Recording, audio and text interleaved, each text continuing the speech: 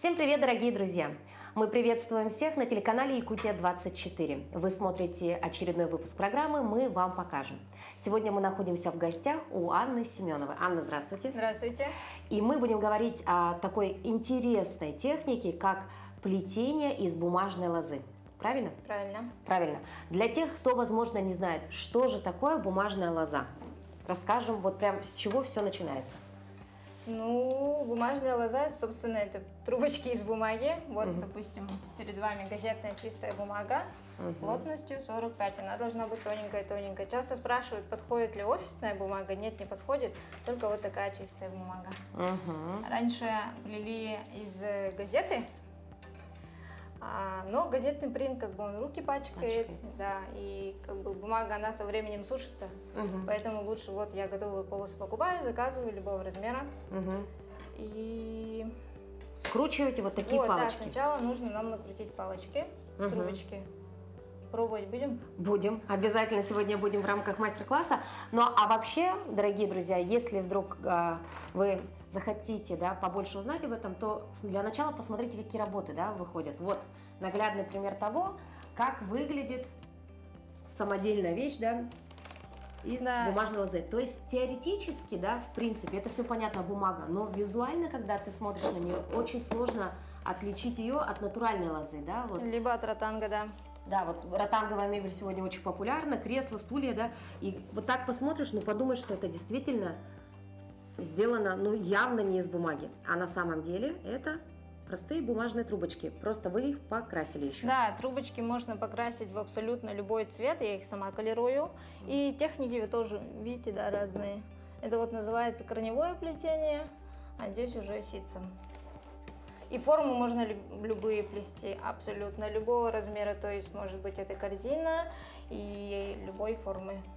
Очень интересно, действительно удивляешься, но я посмотрю и до сих пор понять не могу, что все-таки это бумажные палочки. Бумажные корзины можно мыть под водой. Их даже под водой можно мыть? Да. И ничего не распустится, не размочится? Нет, абсолютно, потому что после покраски трубочек я их еще в слой лака обрабатываю, то есть каждая трубочка под лаком, и после плетения самого изделия мы также грунтуем, лакируем дважды-трижды, чтобы она была и стойкая и к царапинам, и она, наоборот, в ванной комнате бумажная корзина чувствует себя лучше, чем возле батареи, да? Вот так вот, дорогие друзья. Уже не терпится посмотреть, как вот из такого кусочка бумаги можно потом сделать такие замечательные элементы декора и мебели, Итак, рассказывайте о нам. Бумажка. У меня коврика нету. Во-первых, у нас должен быть коврик для сцепления с бумагой, но я буду пробовать на столе. Я заказываю бумагу с Москвы, обычной длины 42 на 15, чтобы трубочки у меня были такие толстенькие, длинные, либо заказываю коротенькие, тоненькие для таких уже мелких работ. И для каждого размера полосы рекомендуются свои размеры спицы, чтобы у нас вот дырочка в трубочке, полость, не была слишком большого диаметра, и чтобы трубочки не плющились, чтобы они такое сечение круглое сохраняли. Да, то есть можно залом сделать, такой, если будет пустота? Да, такие плоские трубочки будут. Вот у нас 42 на 15, спица 2 длинная.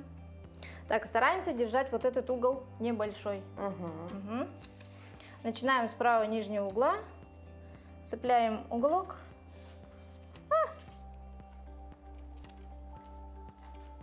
Катим, катим, катим.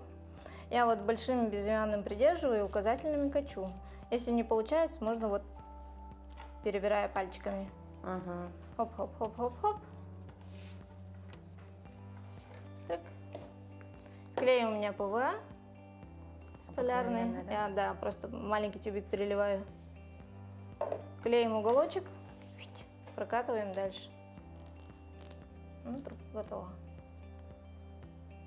И вот так, часами, напролет вы сидите и крутите вот эти палочки. Да, я на самом деле очень люблю крутить трубочки, потому что, не знаю, для меня это как медитация. Если спросить у долгожителей вот у бабушек, дедушек, которым уже за 100 лет, то, скорее всего, они либо там вышивали, вязали, то есть мелкая моторика. Рецепт долголетия. Вот так, то есть вы стремитесь к долголетию, поэтому решили Нет, заниматься почему этим, не стремлюсь, как бы, я когда трубочки кручу, я прям куда-то, можно сказать, даже улетаю. Да? А вообще с чего вдруг стали заниматься таким интересным видом рукоделия? Угадайте, сидя в декрете. То есть скучно было сидеть и решили... Да, но мы были в гостях у соседей, я сначала, мы увидели корзинку, я поняла, что она из бумаги, подошла, потрогала, бумажная корзина звучит как-то, как сказать, как звучит бумажная корзина? Ну, как-то ненадежно. Ненадежно, как-то да. урок труда в школе. Да, типа я такого. подошла, потрогала, а она была обработана паркетным лаком, и она была, вот, ну не соврать, как, не знаю, как деревянная. Ага. Вот. Я подумала, ничего себе, у меня есть стеллаж Икеи, и я на полету этих квадратных корзин, и будет у меня красота. Вот так я подумала, ага. Ну и, собственно, так получилось. У вас в доме много ваших работ. И корзины, и маленькие, да, такие подносики. Итак, вы сказали, Анна, нужно делать? Да, с правого нижнего угла Вот начинаем тут, крутить, да? да. Оставляем хвостик, цепляем уголочек. А как его цепануть? Ну, как-нибудь. Как-нибудь? Вот. А его надо, если он загнулся Да, чуть? туда под спицу загнать. О, Господи. Это не так все просто, дорогие друзья. Но вы нейронные связи. Вот. Ну, с каждой накрутите 100, 200, 300, дело пойдет. Но оно не хочет цепляться. Давайте я начну. Ага. Вот так вот я делаю.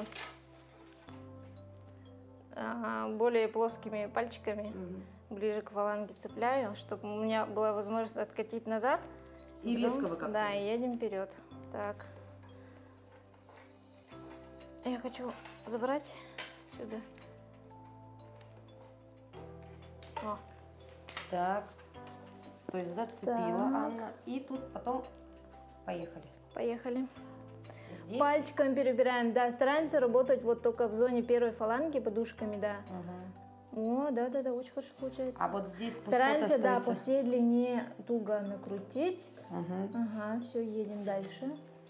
А потому что, может быть, вот там, да, вот мы видим, она уже здесь Да, широкая. чтобы у нас лоза была по всей длине одинакового диаметра, потому что если у начинашек, вот, допустим, вот этот кончик, он расширяется, Да. и получается, что если трубочки будут все конусовидной формы, вот это вот место пола, оно будет в корзине Загибаться. заметно. Вот видите, оно пошло Ну шире. ничего страшного. Тут прям, знаете, чуть-чуть секунд отвлекся не туда, вот здесь уже стало узенько, а здесь не надо широко. отпускать. Да, отпускать нельзя? Ага. Ну, да уж. Так, едем. Вот здесь я делаю вот такое движение. Сейчас покажу. Вот, стоп. Да, почти похоже. Так, возвращаемся. Левой рукой Ага. скатываемся, а правой ладонью качу. Левой рукой скатываать. Ой, все скатилось. У меня уже пальцы стали болеть. Вот это же все Надо, время да, напряг. Чуть-чуть сильнее. О, стоп. Почти. Здесь можно клеить. Ой, руки все онемели. И вы так сколько штук делаете? Допустим, в среднем на корзину. Так, для Маленькую корзины, для белья нужно таких трубочек штук 600. Если у меня скорость сейчас 200 трубочек в час, это где-то часа 3-3,5. У начинашки это уже в днях. В годах, наверное, у кого-то Да даже. нет. Ну вот, смотрите, человек не умеющий сделал свою первую палочку. Это, конечно, очень смешно. Огромнейший диаметр. Здесь узенько, здесь широко. И вы делаете в час 200 примерно. 200 Ну, именно штук. такого размера. С первой трубкой. Спасибо большое. Так, хорошо, Анна. Далее, наделали вы 600 таких штучек. Дальше какой идет процесс? Покраска. Угу. Красим, можно покрасить любой цвет. Раньше я этапы покраски и обработки лаком разделяла, а сейчас я сразу колерую лак акриловый, любой строительный. Обрабатываю, то есть крашу, да, трубочки, даю им высохнуть, чтобы вот эта вот жидкость в банке превратилась в пленку на трубке. Затем перед непосредственно самим плетением увлажняю, чтобы трубочка была мягкая, и через 2 суток вон они лежат. Уже можно. плету, да. Итак, ну, конечно, весь процесс производства корзинки мы не покажем, потому что время у нас ограничено, да, но в целом это достаточно кропотливый, да, процесс, на это реально требуется много времени, сил, усидчивости, терпения, самое главное, да. Но вот обратите внимание, вот такие замечательные бумажные трубочки, это и есть материал, материал, из которого позже получается вот такая, допустим, корзиночка или салфетница. Но а как вообще собираются эти замечательные палочки? Переплетаются в корзину, мы узнаем прямо сейчас. Мы показали, как нужно крутить бумажные палочки, бумажную лозу. Это, сразу говорю, нелегкий процесс. Спица была, бумага была, что-то там получилось. Но моя палочка была, конечно, мягко говоря, неправильная. Здесь у нас уже палочки, которые вы окрасили, да, и покрыли лаком. Здесь трубочки уже готовы к плетению. Угу. Штук 150, наверное. Такую на небольшую картинку хватит. Но мы с вами не успеем. Ну, хотя бы технику, только технику покажу. Хорошо. Обратите внимание, как покрашены палочки. Вот прям очень похоже на натуральный материал, да, потому что это не однотонный. Где-то потемнее, где-то поярче, где-то какие-то блики, да, где-то есть светлее, темнее, да. То есть вот прям идентичны натуральной лозе, да? Да, я стараюсь трубочки... Всегда окрашу в несколько слоев. Сначала потемнее лак, посветлее, и затем вот прохожу с белым лаком. Мне нравится такой эффект, типа состаривания беленого дуба. Ну вот смотрите, они у нас мягкие. Почему? Вот они, смотрите, какие они. Потому что внутри них влага. Я их вчера увлажняла. То есть вы их кладете в воду? Конечно, да. Просто вот так я замачиваете? Прям купаю. Купаете в воде? Да, минут вот 10. Бумажные трубочки кладут в воду, для того, чтобы они стали вот такими. Чтобы они, да, напитались влагой. И внутри у нас получается слоев 10 бумаги. Вот такой вот. В системе? Да, и вот пленка лака на ней удерживает влагу внутри. И тогда трубочка такая эластичная, податливая. Если бы она была сухая, где-то у меня сухие трубочки, погни ее, она бы потрескалась, сломалась. Сразу сломалась, да. А здесь мы можем выгибать ее, да, в разные стороны, с ней ничего не происходит. Ну, давайте далее, как процесс. Так, какой? технику, да, начало. Ну, вот, допустим, можно начать так. Крестик. Да. Представьте себе солнышко с лучиками, да? Мы будем оплетать вот эти вот лучики. Трубочки, которые мы оплетаем, называются стойки, а которыми мы оплетаем рабочие. Вот, допустим, я так ее загибаю. Так смело ее, да? И будем перекручивать. Есть несколько способов, я называю их узорами плетения. Самый простой из них прямая веревочка. Потому что если я вот перекручиваю рабочие трубочки, похоже на веревку, да? Да. Ну, поэтому и узор называется прямая веревочка. Перекручиваем от себя. Вот у нас оплелась северная трубочка. Сейчас будем оплетать 3 часа. Нижнюю наверх, верхнюю вниз. Поворачиваем. Нижнюю наверх, верхнюю вниз. Поворачиваем. Нижнюю наверх, верхнюю вниз. Мы оплели кружочек и отмечаем вот эту трубочку как первую. То есть, когда мы круг полностью оплетем, донышко, чтобы мы закончили именно на вот этой... Вот вы иголочку, метку поставили, да? Да, меточку. Так, теперь второй слой тоже на весу можно. Перекручиваем. И у нас каждый раз, конечно, рабочие трубочки заканчиваются. И нам нужно их каждый раз наращивать. Делаем мы это под трубочками, чтобы вот с этой стороны мест соединения, так сказать, трубочек не было видно. Наращиваем Да. трубочки.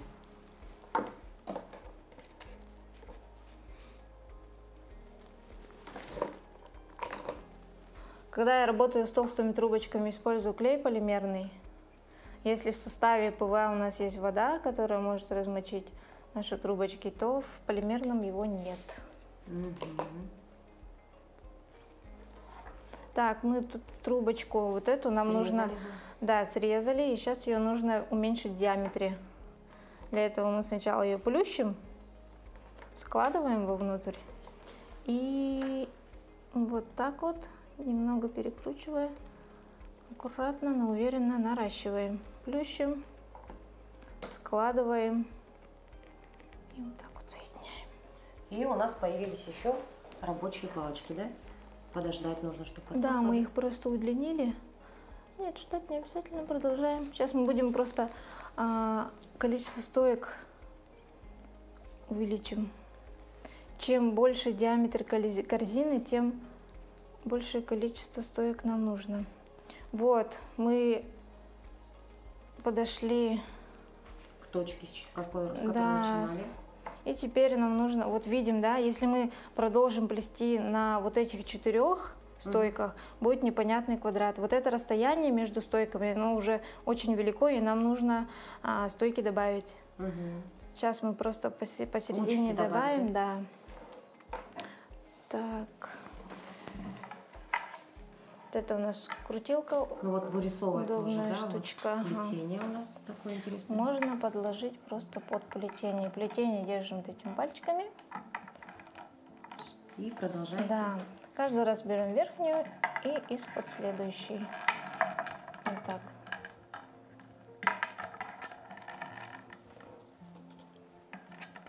Здесь еще одна. Вот я беру верхнюю, сгибаю. Верхнюю и из-под этой, да. Вот. Стойки — это скелет нашей корзины, здоровье, и вот этот весь диаметр ничего не должно мешать. Верхнюю из-под следующей цепляется. А самое крупное изделие, что вы сделали из бумажного цвета? Наверное, корзины для белья, пока что. Потому что мебель тоже можно плести, но для этого нужно сначала сделать каркас деревянный. Я хочу, да. Мебель из бумажных палочек? Да. Вот так. Такой эко какой-то продукт получается, да? Да, все равно как бы бумага — это у нас продукт дерев. Так, я хочу, чтобы сейчас вы попробовали, да. Так, начинается. Вот. То, что мы оплели, держим вот этими пальчиками, большим, средним. Так, у нас последняя плетеная трубочка, это вот, да? Вот мы ее обняли рабочими, и теперь оплетаем эту. Так, мы берем... Так, захватываем верхнюю трубочку сверху. Вот она верхняя. Ага. Вот ее сгибаем над стойкой. Вот. Ты должна здесь согнуться, говоришь. Вот так. Да. Сломать ее надо, да? Ну да, погнуть. И куда? И из-под этой. То есть, вот так? Да, в плетении нам помогают указательные пальчики. Вот так. Вот, да, снизу, а эту сверху. Вот берем обе рабочие, вот так, зажали. И... За симметрией стоечек следим. Ага. И? Да, плели, повернули, и опять верхнюю. Сюда. Да, нужно ее сначала погнуть. Погнуть нужно. Вот так. Ой, палочка у нас. Да, стоечки аккуратно. Так, дальше. Каждый раз, когда мы стойки гнем, здоровье нашей корзины ухудшается. Да? Да. Так, опять да. мы ее плотненько опять берем зажали. Верхнюю сначала загнули. Да. И из-под этого, да, вот. Так. Нужно ее, да, вот. Поднимаем опять по одной, да. Ой. Так, опять верхнюю берем, да, загнули верхнюю немножечко и ее... Из-под следующей. Да, очень хорошо получается. Нет, кстати говоря, сама система здесь не сложная, да, вот как бы, если понять, вот как ее делать, да, то потом это идет на автомате. Так, да, сейчас нам нужно что? Нарастить палочки, да. Потому что у нас закончился материал. Да. Я это помню. Можно вот эту стоечку тоже оплести. Так, и смотрите. Вот у нас трубочка над стойкой, здесь над под. То есть она вот змейкой гуляет. Да. И чтобы у нас место наращивания не было видно с лицевой стороны, мы ее наращиваем, когда она под стойки попадает. То есть вот эта трубочка у нас сейчас на ней, то здесь она будет под, да. Если мы вот эту трубочку срежем отсюда до сюда, то место наращивания как раз попадет под эту стойку. Да. Поэтому мы секатором заходим всегда с правой стороны. Пальчики аккуратно. И вот так отрезаем. Да, подлиннее. То есть секатор почти как продолжение трубочки держим. Вот так вот. Да. Ой. Можно вот с противоположной стороны пальчиком, да. Вот так. Похоже. Похоже. И да, на соседних Ее мы срезали здесь, подружку на следующий. Также можно, знаете, как вот секатор взять? Вот смотрим, да, нам нужно ее до сюда срезать. И вот так вот с противоположной стороны пальчик, чтобы трубочка не на весу была. Так, и как можно тоньше. О, хорошо. Отлично. Основные ошибки, которые совершают, это вот, может, нам поделитесь секретом? Ошибки? Ну, у начинашек, у тех, кто только начинает крутить трубочки, обычно, вот я, когда мы трубки крутили, да, рассказывала, что это я называю попки. Попки расширяются. И то есть, смотрите, вот этот кончик у нас узенький. Если мы очень полую, здесь же бумаги в один слой только, это здесь у нас все 8 слоев, а тут у нас совсем полая часть. Если мы такую широкую попочку нарастим, то вот здесь вот лоза кругленькая, а в этом месте она будет прям плоская. Это, во-первых, да. Потом у многих не получается обработка. То есть трубочки не такие эластичные, пластилиновые, а трескаются, или там пленка недостаточно плотная. То есть нюансы есть, чтобы... Да, конечно, очень много. А сейчас руки снимаются, да?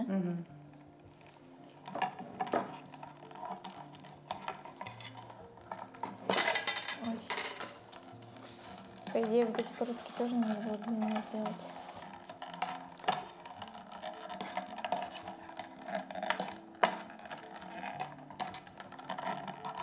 И на мастер-классе девочки, а ты трубки не продаешь. То есть плести-то хотят, есть желание, а вот возиться и их крутить не особо, да? Да. Так, здесь уже нужно раньше нарастить. Ну, потом, когда сами начинают трубки крутить, тоже им очень нравится. Можно подкаст какой-нибудь включить, сериальчик.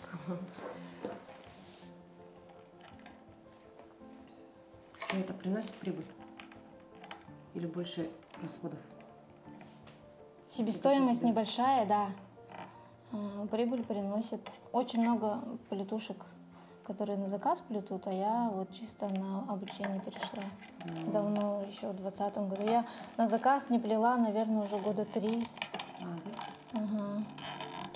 Да потому что вот сплетешь хлебницу, да, одну с крышкой, и потом тебе 5 таких же заказов. Переговоры ведешь, и говорю, любого цвета, любой формы. Нет, мне точно такую. Получается, ты вот 2 недели сидишь, и эти корзинки одинаковые плетешь. А хочется разнообразия, да? Так. Я могу показать. Вот мы только донышко начали. Да, здесь также видим, что уже расстояние увеличилось, и нам нужно удвоить количество стоек. Да? То есть вот так вы поэтапно добавляете направляющие стойки и потом их оплетаете. Да, то есть чем больше диаметр, тем больше стоечек нам нужно. Сейчас я могу просто как бы на этом диаметре закончить и покажу, как мы поднимаем стойки. То есть как мы переходим от донышка к плетению стенок. Вот чтобы вверх корзина нарастала. Да. Давайте. Так, вот допустим мы оплели до нашей стойки с иголкой. Нужно спрятать кончики рабочих трубочек. Если, допустим, натуральная лоза, она же, ну да, похожа на бумажную. Но ее обычно срезают. Вот, допустим, вот здесь срезали, внутри корзины срезают. А в плетении из бумажной лозы мы стараемся, чтобы нигде никакие кончики не торчали. Поэтому мы их всегда прячем. То есть вот так вот? Да, это вот здесь прячем. Второе вот сюда. И тогда у нас будет круг завершен. Вот сюда мы спрячем. А потом готовое изделие вы чем-то покрываете или вот все оно? Да, я сначала грунтую. Ну, строительной грунтовкой универсальной. Глубокого проникновения. И затем паркетным лаком в 2-3 слоя, да, лакируем. Так. Рабочие спрятали, и теперь поднимаем стоечки. Это у меня помогайка, место бронирую для последней стоечки. И вот делаем следующим образом. Каждую трубочку из-под следующей стойки наверх. То есть они как бы друг за дружку держатся и поднимаются. То есть наши стойки уходят вверх. Уходят Вот вверх. они торчали в разные стороны, как лучики солнца, да? Теперь они у нас как столбики будут.